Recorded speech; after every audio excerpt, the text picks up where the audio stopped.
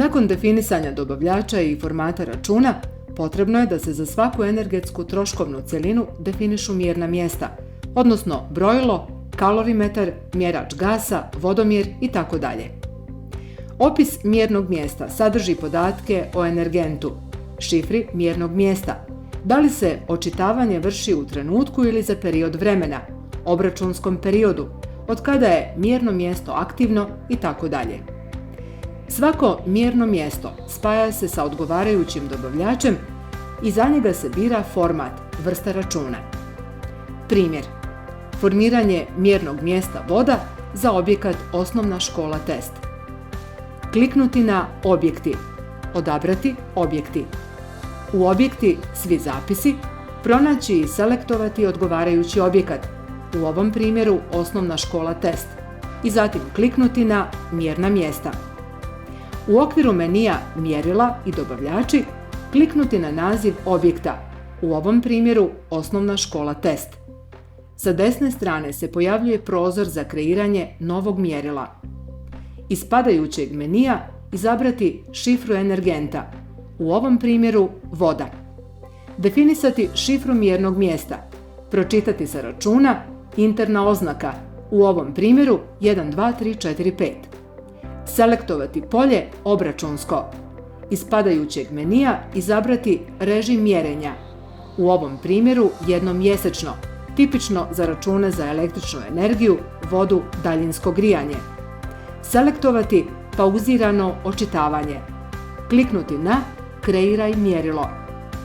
Sa lijeve strane menija Mjerila i dobavljači pojavit će se kreirano mjerno mjesto, u ovom primjeru mjerno mjesto 1, 2, 3, 4, 5, voda. Kliknuti na naziv kreiranog mjernog mjesta. Sa desne strane se otvara prozor sa informacijama o kreiranom mjerilu. Kreirano mjerno mjesto povezuje se sa odgovarajućim dobavljačem. Na dnu prozora sa informacijama o mjerilu kliknuti na Dodaj dobavljača, grupu računa. Iz padajuće liste dobavljača izabrati odgovarajućeg dobavljača, dobavljač koji isporučuje energiju, energent, vodu za to mjerno mjesto, dobavljač sa računa, u ovom primjeru Test dobavljač. Kliknuti na Dodaj dobavljača. Selektovati Prikaži detalje da bi se povezani dobavljač vidio kod kreiranog mjernog mjesta. Izabranom dobavljaču dodjeljuje se odgovarajuća grupa računa, odnosno definicija računa. Kliknuti na dobavljača, u ovom primjeru Test dobavljač za mjerno mjesto 1, 2, 3, 4, 5, voda, otvara se prozor Dodaj grupu računa. Iz padajuće liste izabrati odgovarajuću grupu računa, u ovom primjeru grupa računa Račun za komunalne usluge, za kreirano mjerno mjesto i dodijeljenog dobavljača. Kliknuti na Dodaj grupu računa. Nakon što se definišu dobavljači, grupe računa i mjerna mjesta na objektu, moguće je krenuti sa unosom podataka o potrošnji energije, energenata i vode. Unošenje podataka sa računa je veoma jednostavno, odnosno ako je format računa prethodno dobro definisan, svodi se na prekucavanje podataka sa računa istim redoslijedom kojim su dati na samom računu. Primjer: unos računa, korisnički nalog Energetski menadžer. Kliknuti na Objekti, pa odabrati ponovo Objekti. U okviru Objekti Svi zapisi izabrati Selektovati objekat za koji se unosi račun, u ovom primjeru Osnovna škola Test, i zatim kliknuti na Računi. U okviru Objekti Računi kliknuti na Novi račun.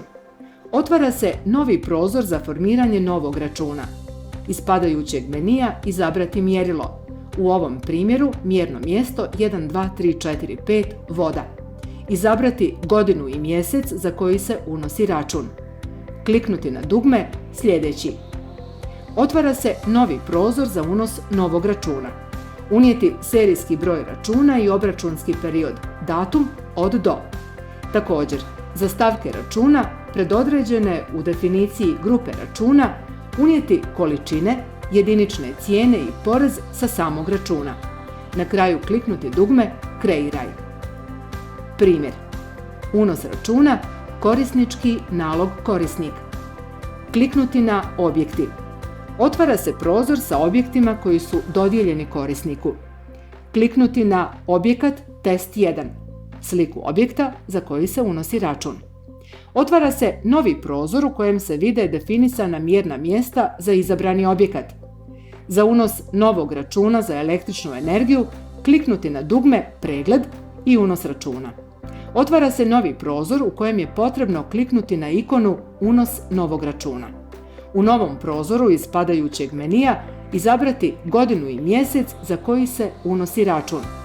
Kliknuti na dugme Sljedeći.